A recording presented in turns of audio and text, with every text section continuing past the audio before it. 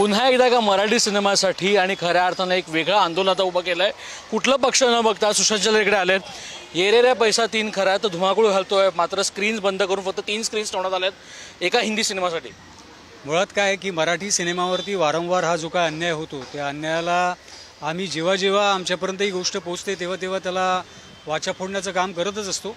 पण एक simple logic आहे, ते असं आहे की मराठी सिनेमाचं प्रमोशनचं जे बजेट असतं ते बजेट बॉलिवूडच्या तुलनेमध्ये फार कमी असतं, कारण रिजनल सिनेमा आहे आणि तो सिनेमा पहिल्या आठवड्यामध्ये जी पब्लिसिटी माउथ टू माउथ होते त्याच्यानंतर दुसरा आठवडा, तिसरा आठवडा, त्यानंतर तो सिनेमा ग्रीप पकडायला लागतो आणि मग त्याच्यानंतर कलेक्शन होतं।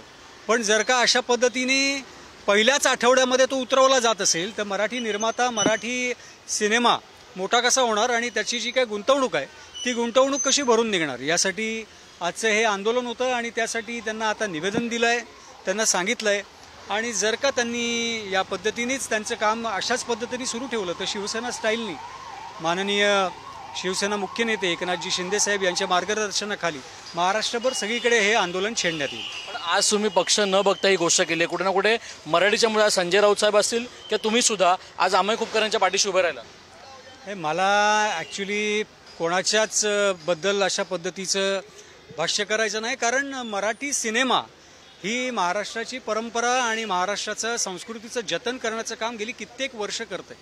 मुळात भारतीय सिनेमासृष्टीत जी निर्माण केली ती आदरणीय दादासाहेब फाळकेंनी निर्माण केलेली आहे आणि जर का अमय खोपकर सारख्या निर्मात्यांवरती जर का ही वेळ येत असेल तर सर्वसामान्य निर्मात्यांनी मग काय करायचं। त्याच्यामुळे मला असं वाटतं की हे जे काय मराठीविषयीचं प्रेम आहे ते फक्त स्वतःच्या फायद्यापुरता व्यक्त न करता, कुठलाही राजकीय मानस समोर न ठेवता मराठी सिनेमाच्या पाठीशी खंबीरपणे प्रत्येकाने उभं राहिलं पाहिजे। आणि मराठी प्रेक्षकांनाही मी आवाहन करेन की सिनेमा इतका हाऊसफुल करा की मल्टिप्लेक्सच काय, कुठल्याही थिएटरची हिंमत नाही झाली पाहिजे मराठी सिनेमाचे स्क्रीन कमी करण्याची। एक शेवटचा प्रश्न विचारेन। आताच अमय खोपकरांनी पत्रकार परिषद घेऊन तुमचं सगळ्यांचं अभिनंदन केलं आहे, मात्र ते नंतर प्रेस कॉन्फरन्स नंतर रडले आहेत कारण एकही मराठी कलाकार याच्याबद्दल काही बोलला नाही आहे। तुम्ही खुद्द मराठी कलाकार आहात। अमय खोपकर हे म्हणतात की आम्ही अनेक केसेस मराठी कलाकारांसाठी घेतलं पण एकही मराठी कलाकारांनी आज एक्सपोज केलं। मला असं वाटतं की मुळात मराठी कलाकारांनी ज्याच्यावरती आपला उदरनिर्वाह चालतो, ज्याच्यामुळे आपण मोठे होतो, ज्याच्यामुळे आपल्याला फेम मिळतं, ज्याच्यामुळे आपल्याला प्रसिद्धी मिळते, त्या सिनेमाला, त्या कलाकृतीच्याच पाठीशी उभं नाही राहिलो तर आपण आपल्या म्हणजे आम्ही रंगभूमीला स्वतःची आई मानतो। आज कॅमेरा जेव्हा रोल होतो त्याला पाया पडून आम्ही काम सुरू करतो किंवा आम्हाला जेव्हा मेकअप केला जातो त्या मेकअपमन रंगभूषाकाराचे आम्ही पाय पडतो, त्याला आम्ही देव समजतो।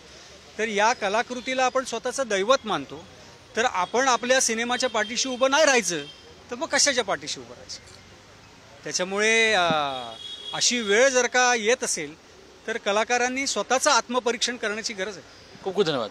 तू बघता एकंदर आता इकडे सुशांत शलर इकडे आलेले, शिवसेनेच्या वतीने त्यांनी आंदोलन उभं केलं आणि खऱ्या अर्थानं मराठी सिनेमाला इथं आता जागा मिळालीच पाहिजे असं ठाम भूमिका पण त्यांनी व्यक्त केली। सूर्यसोबत श्रेयस पुढारी न्यूज मुंबई।